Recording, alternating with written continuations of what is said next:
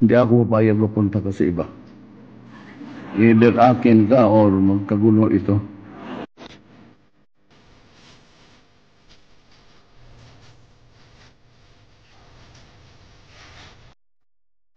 Yes, hello po. Magandang araw po sa inyong lahat.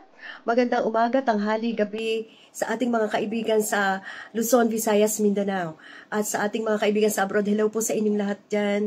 At sa ating mga kaibigan naman na nasa Bicol, mga kamag-anak, Diyos maray na banggi sa Indogabos, sa Gabos na magagayon dyan, at mga gwapo, dyan sa nakamo at magdangog sa kuyang vlog. Ayan.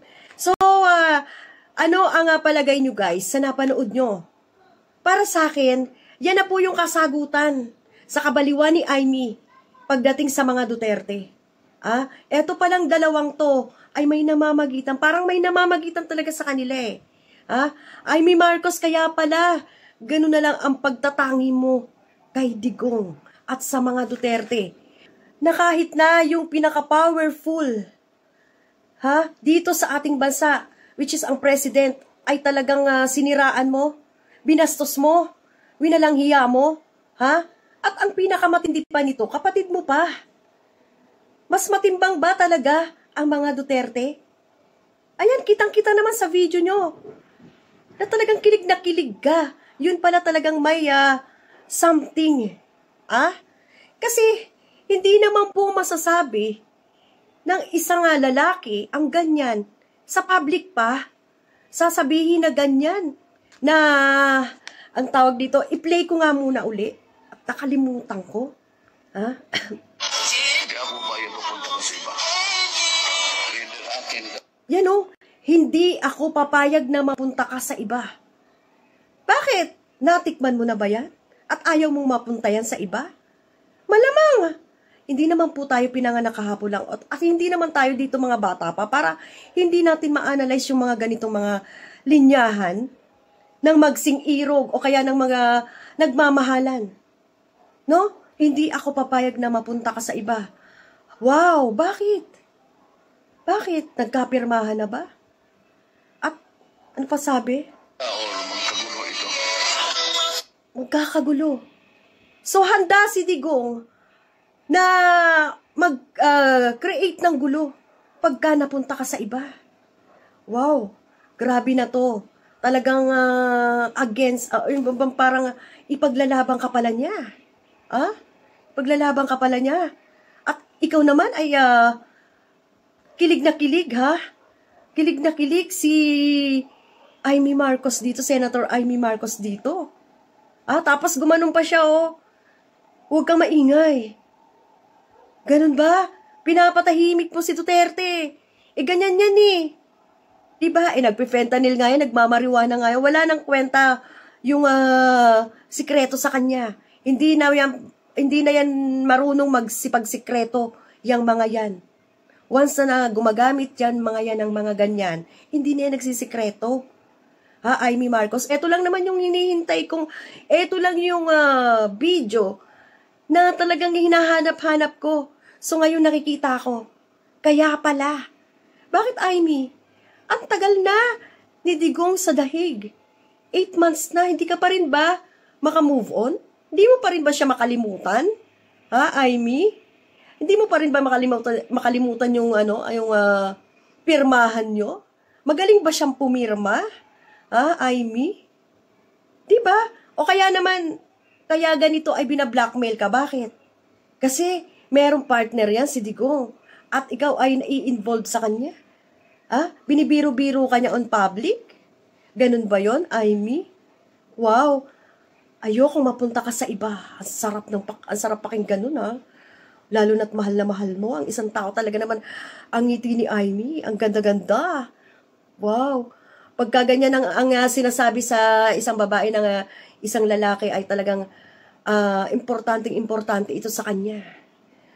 Na ayaw niya itong mawala sa kanya. Pero guys, merong partner si Digong. At nalaman nga natin na hindi lang isa, dalawa ang mga nilalandi nitong babae. Di ba nga, nag-away-away nga sila dahil sa maraming babae nito. At pati kapatid mo, Amy, ginanyan mo. Nang dahil lang doon? Dahil lang doon sa lalaking yun? Ganun ba yun, Amy? Ha? Basta ako, yun lang ang naiisip ko kasi wala na mga lalaki magsasabi sa public pa yun, na talagang walang namamagitan sa inyo. Yan lang po ay aking opinion. Bakit naman sasabihin ito ni Digong in public? Kaso may nakalungkat. So eto na yung dahilan kung bakit ikaw ay nagkakaganyan sa kapatid mo, pati sa pamilya niya, sinira mo, pati pamilya niya, pinagbintangan mo lahat. Alam mo, nahawaan ka na, biruin mo, pinaratangan mo si PBBM na ganon, pati pamilya niya, asawa niya, mga anak niya, pero wala ka namang ebidensya. Diba? Anong ebidensya mo?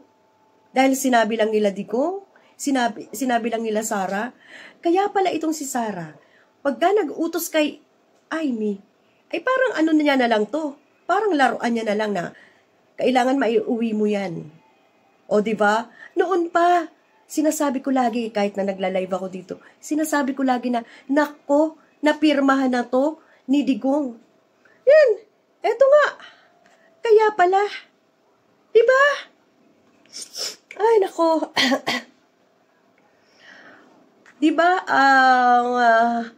ang sitwasyon ni Amy ay parang katulad lang ng dati.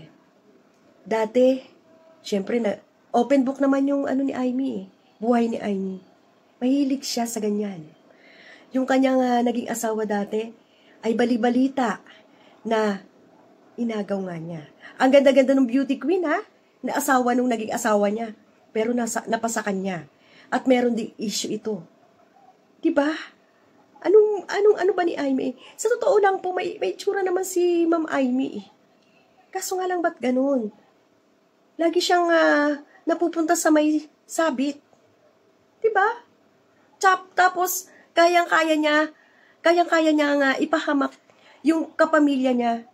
Kayang-kaya niyang, ang tawag dito, hamakin ng lahat, masunod lamang ang kanyang puso. Kasi yung ibang, yung ibang tao dyan, mas matimbang pa rin talaga yung pamilya. Kahit anong mangyari, pamilya pa rin ang uuwian mo. Diba? Halimbawa, boyfriend mo yan, may nangyari sa inyo, hindi ka pa rin yan. Katulad ngayon, nakakulong siya dun. Hindi pabor-paboran yung interim release. Paano ka na? Wala na yung labi-dabs mo? Ganon? Ay, nako, Amy. So, ito lang po ang masasabi ko.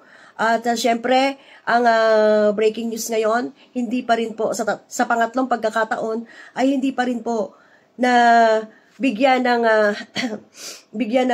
katuparan ang interim release ni Digong. Bigo pa rin po sila na makuha or maging makatuparan yung interim release. Okay? So, yun po ang aking vlog. Magandang gabi sa inyong lahat at God bless po sa inyong lahat.